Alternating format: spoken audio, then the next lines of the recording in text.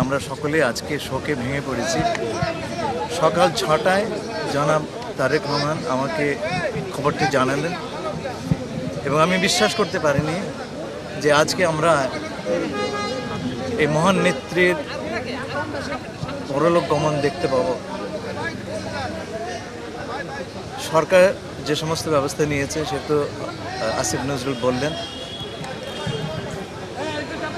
এই ক্ষতি তো আর পূরণ হবে না, তবে আমাদের সকলের সম্মিলিত শক্তিতে আমরা চেষ্টা করব যে বেগম জিয়া যে স্বপ্ন দেখেছিলেন স্বাধীন, সার্বভৌম, গণতান্ত্রিক এবং মানুষের অধিকারের বাংলাদেশ, সেটা যেন আমরা কায়েম করতে পারি।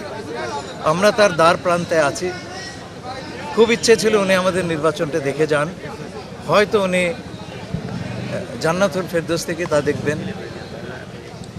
আমরা আশা করব আমরা সকলে মিলে তার স্বপ্নটা পূরণ করতে পারব।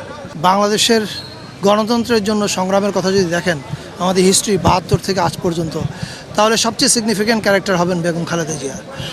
এটা কিন্তু is not an easy achievement, এটা উনি দীর্ঘদিনে অর্জন করেছেন। এবং সবচেয়ে ইম্পর্টেন্ট কথা যেটা আমি আমার শোক বইতেও লিখেছি, শোক বার্তায়, যে she was a rare mix of grace and grit.